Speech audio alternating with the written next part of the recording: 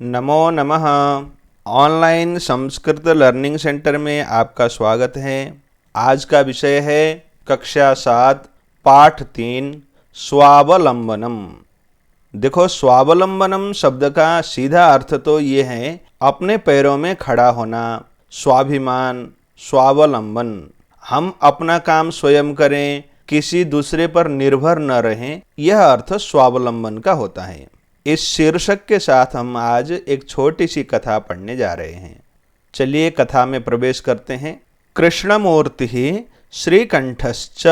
श्रीकंठ और च, यहाँ पर दो शब्द हैं। कृष्णमूर्ति तथा श्रीकंठ मित्रे आस्ताम, दो मित्र थे। श्रीकंठस्य पिता, श्रीकंठ के पिताजी समृद्ध आसीत, बहुत धनी थे। अतः इसलिए तस्य भवने, उनके घर में सर्वविधानि, सब प्रकार के सुख साधनानि, सुख के साधन आसन थे। तस्मिन् विशाले भवने, उस विशाल भवन में 40 स्तंभाः, खंबे, आसन थे।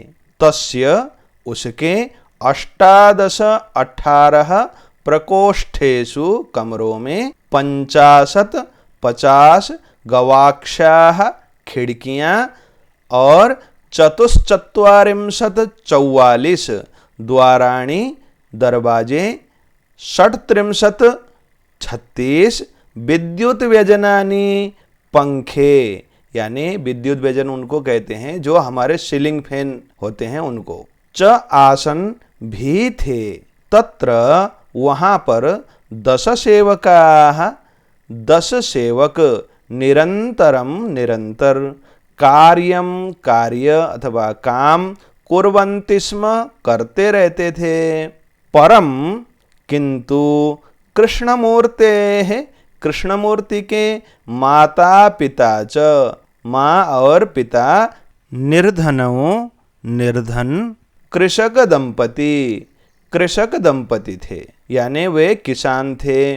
तस्य गृहम, उनका घर, यानी कृष्णमूर्ति का घर, आडंबर विहीनम, आडंबर से रहित, साधारणंच आसीत, अत्यंत साधारण था। उनके घर में कोई बहुत विशेष बड़े बड़े कमरे, बहुत ज्यादा पंखे, बहुत दरवाजे इत्यादि नहीं थे। एकदा, एक दिन की बात है, श्रीकंठ तेन सह, अर्थात कृष्णमूर्ति के साथ, प्रातः, सुबह 9 बजे, तस्य गृहम अगच्छत, उसके घर यानी कृष्णमूर्ति के घर, अगच्छत, चला गया। तत्र, वहां पर, कृष्णमूर्ति ने, और तस्य माता पिता च, उसके माता और पिता ने, स्वशक्त्या, अपने शक्ति के अनुसार, श्रीकंठस्य, श्रीकंठ का, आतिथ्यम, अतिथि सत्कार, अकुर्वन, किया। देखो, जब भी हमारे घर में कोई मेहमान आते हैं तो हम क्या करते हैं, अपनी शक्ति के अनुसार उनकी सेवा करते हैं। उनको पानी पिलाना, ठंडा गर्म इत्यादि देना, ये सब काम वहाँ पर कृष्णमूर्ति के लिए भी उपलब्ध हो गई। आप भी किसी दोस्त के पास जाते हैं तो ऐसा होता है ना। ये तत् दृष्ट्वा, ऐसा देखकर, श्रीकंठ ने अकथयत, कहा, मित्र, दोस्त, अहम भवताम, मैं आप लोगों के, सत्कारेण, सत्कार से, सेवा से, संतुष्टोस्मि, संतुष्ट अस्मि, ऐसा होता है। यहाँ पर एक संधि है, विसर्ग संधि। मैं खुश हो गया, संतुष्ट हो गया। केवलम, केवल, इदमेव, इतना ही, दुखम यत, दुख है कि, तव गृहे, आपके घर में, एकोपि, एकः अपि, ऐसा बनता है, ये विसर्ग संधि है। विच्छेद होने पर, एक भी, भृत्यः, नौकर, नास्ति, नहीं है। मम, मेरे, सत्काराय, सेवा के लिए, सत्कार के लिए, भवताम, आप लोगों को, बहु कष्टम जातम, बहुत दुख हुआ, कष्ट हुआ। मम गृहे, मेरे घर में तो, बहवः कर्मकराः, बहुत से कामदार, संति हैं। तदा ऐसी बात सुनने के बाद कृष्णमूर्ति ही अवदत, कृष्णमूर्ति बोला, मित्र ममापि, देखो दोस्त, मेरे भी अष्टौ 8 कर्मकराः कामदार संति हैं। अब वो कृष्णमूर्ति कह रहा है कि मेरे पास 8 कामदार हैं। तो 8 कामदार कैसे हो सकते हैं? देखो उसके उत्तर क्या है, पढ़ते हैं।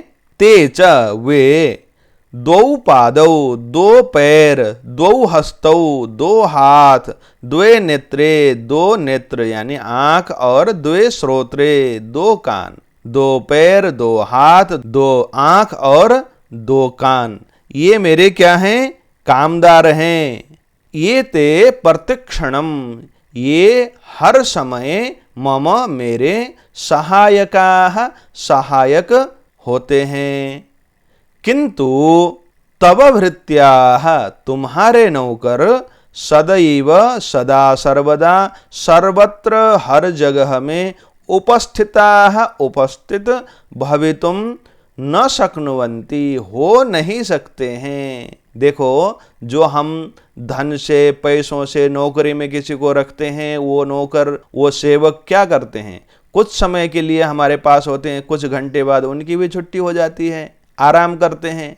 किंतु जो हमारे शरीर में हमारे सेवक हैं, सहायक हैं, हाथ पैर कान नाक आँख इत्यादि, ये हर समय हर जगह हमारे पास ही उपस्थित होते हैं। यानी हमारा अपना शरीर यदि हम सधाएं, अपने शरीर से ही काम करें, तो हम कभी भी दुखी नहीं होंगे। देखो आगे श्री कृष्ण क्या बोलता है, तुम तो स्वकार्याय, अपने काम के लिए, भृत्याधीनः, नौकर के अधीन हो, यदा ते अनुपस्थिताः, जब वे अनुपस्थित हो जाते हैं, तदा उस समय तुम कष्टम अनुभवसे, कष्ट अथवा दुख का अनुभव करते हो। स्वावलंबने तु, स्वावलंबन में सर्वदा सुखम एव, स्वावलंबन में क्या है? सदा सर्वदा सुख ही सुख है। अपना काम अपने आप करने से, अपने शरीर को ही सधाने से सदा सर्वदा सुख है। न कदापि कष्टम भवति, कभी भी कष्ट नहीं होता है। श्रीकंठः अवदत, श्रीकंठ बोला, मित्र दोस्त, तव वचनानि श्रुत्वा, तुम्हारे वचन सुनकर, मम मनसि, मेरे मन में, महती, अत्यंत प्रसन्नता जाता, प्रसन्नता हुई।